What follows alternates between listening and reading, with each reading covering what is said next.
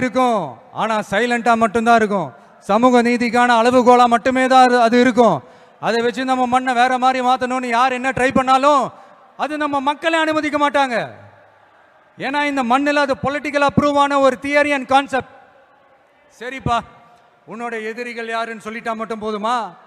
அதுதான் உன்னோட அரசியலான்னு கேட்டா இல்ல. மகத்தான அரசியல்னா அது மக்களுக்கான அரசியல் தான். மக்களோட மக்களா, அவங்கள ஒருத்தனா, அவங்களுக்கான ஒருத்தனா, எப்பவும் மாறவே மாறாத அந்த குணத்தோட மனசோட களத்துல நிக்கிறது தான் எங்களோட நிரந்தர அரசியல் பாதை.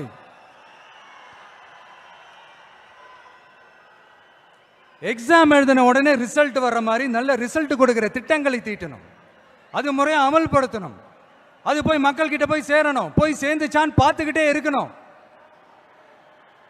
சோறு சாப்பிட்டாதாங்க பசியாரும். சோறுன்ற வார்த்தையை சொல்றதெல்லாம் பசியாராது. மக்களுக்காக நம்ம கொண்டு வர பிளான்ஸ் எல்லாம் பிராக்டிக்கலா ஒர்க் அவுட் ஆகிற பிளான்ஸா இருக்கணும். சும்மா இந்த உதார விடுற பிளான்ஸ் எல்லாம் இருக்கவே கூடாது. இந்த மீன் பிடிச்சு கொடுக்க கூடாது, அது தப்பு.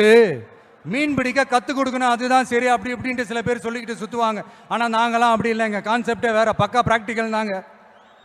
முடிஞ்சவங்க மீன் பிடிக்க கத்துக்கிட்டு வாழட்டும். முடியாதவங்களுக்கு நாம மீன் பிடிச்சு கொடுத்து அவங்கள வாழ வைப்போம்.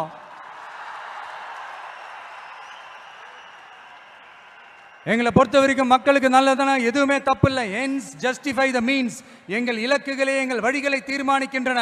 பில்டிங்கும் ஸ்ட்ராங், பேஸ்மெண்ட்டும் ஸ்ட்ராங் என்ற பொலிட்டிக்கல் கிளாரிட்டி தான், அரசியல் தெளிவு தான் எங்களுடைய நிர்வாக செயல்முறையா இருக்கும்.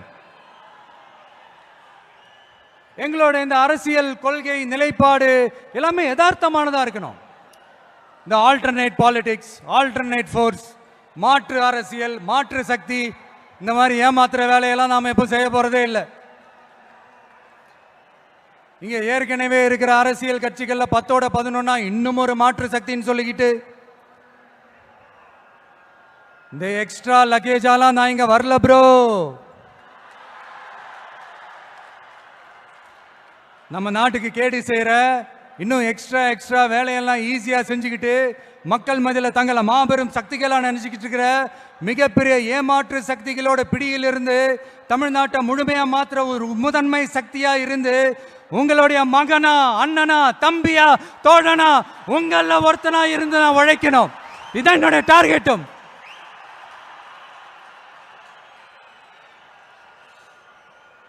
எதையும் தெளிவா யோசிச்சு, திஸ் பொலிட்டிக்கல் டீசன்சி, பொலிட்டிக்கல் டெக்காரம், இதெல்லாம் மெயின்டைன் பண்ணி தான் ஒவ்வொரு அடியும் எடுத்து வைப்பேன். ஒரு முடிவோட தான் வந்திருக்கேன். இனிமே நோ லுக்கிங் பேக்.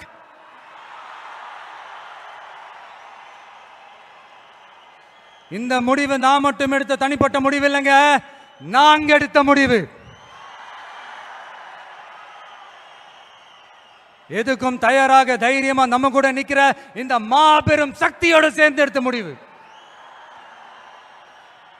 அதனால இப்பவும் சொல்றோம், இந்த கூட்டம் குடும்பமா சேர்ந்தோ, கூட்டணி சேர்ந்தோ, ஏதோ ஏமாத்த வந்த கூட்டம்லாம் இல்ல, கொள்ளையடிக்க வந்த கூட்டம்லாம் இல்ல.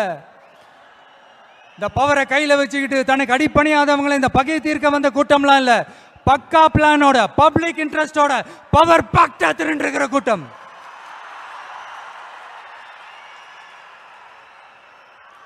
இது ஏதோ சோசியல் மீடியாவில் கம்பு சுத்தம் வந்த கூட்டம்லாம் நினைச்சிடாதீங்க.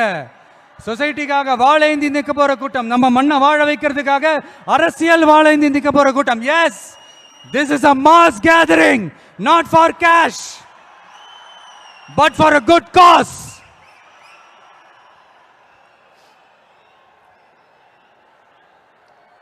அதனால இந்த மீடியா ட்ரோலு, இந்த சோசியல் மீடியா ட்ரோலு, ஆபாசம், அல்லு சில்லு,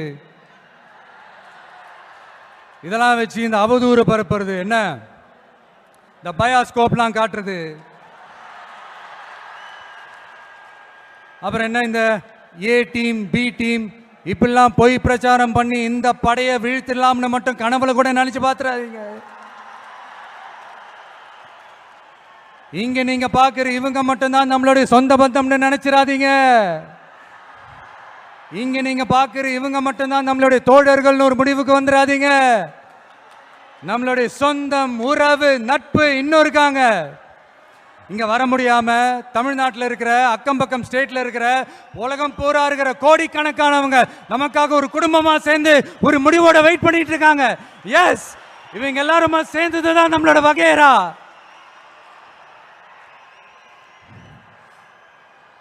இங்க யாராச்சும் வந்துட மாட்டாங்களா, ஏதாச்சும் நல்லது செஞ்சிட மாட்டாங்களா அப்படின்னு ஒவ்வொரு நாளும் நம்மளுடைய தமிழ்நாட்டை பத்தி அதோட வளர்ச்சியை பத்தி ஒரு ஏக்கத்தோட இருக்கிற நம்மள நம்ம மக்களை இந்த ஏமாத்துற இந்த கரப்ஷன் கபடதாரிகளை ஜனநாயக போர்க்களத்தில் நாம சந்திக்கிற நாள் வெகு தூரத்தில் இல்லைங்க.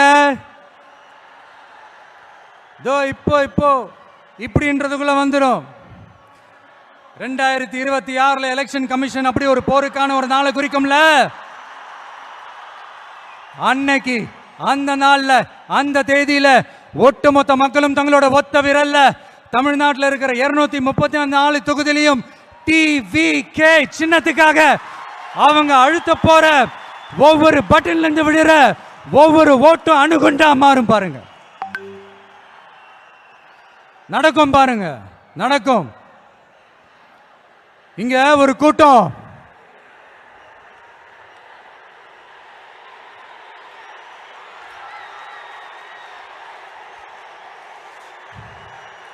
இங்க ஒரு கூட்டம் கொஞ்ச காலமா ஒரே பாட்டை பாடிக்கிட்டு, அதாவது யார் அரசியலுக்கு வந்தாலும் ஒரு குறிப்பிட்ட கலர் அவங்க மேல பூசிட்டு,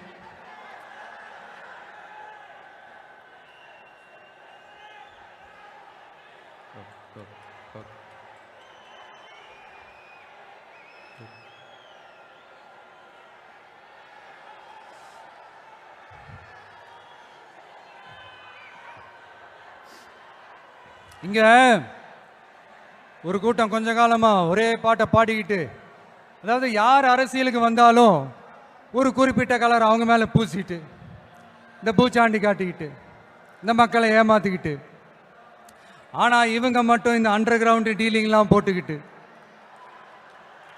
இந்த தேர்தல் நேரத்தில் இந்த அறிக்கை சவுண்டெல்லாம் விட்டுக்கிட்டு, இவங்களுக்கு எப்ப பார்த்தாலும் இந்த ஃபாசிசம் ஃபாசிசம் ஃபாசிசம் அவ்வளவுதான். ஒற்றுமையா இருக்கிற நம்ம மக்கள் மத்தியில் இந்த சிறுபான்மை பெரும்பான்மைன்னு ஒரு பிரிவினை பயத்தை காட்டி ஒரு ஃபுல் டைம் சீனை போடுறதே ஒரு வேலையா போச்சு. இல்லை, நான் தெரியாம தான் கேட்கிறேன். அவங்க ஃபாசிசம்னா நீங்க என்ன பாயாசமா?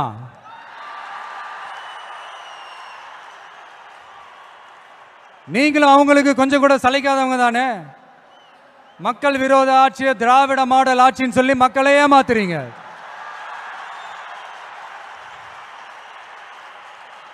அதனால இனிமே அவங்களை எதிர்க்கிறவங்களுக்கு இந்த கலரை பூசுறது அந்த கலரை பூசுறதுன்னு என்னதான் நீங்க அந்த மோடி மஸ்தான் வேலையை செஞ்சாலும் ஒண்ணு நடக்க போறது. நாங்க இப்பவும் சொல்றோம், எங்களுடைய இந்த டிவி கேட்கலாம் நாங்க டிசைட் பண்ணி இருக்கிற இந்த கலரை தவிர வேற யாரும் எந்த கலரும் அடிக்கவே முடியாது.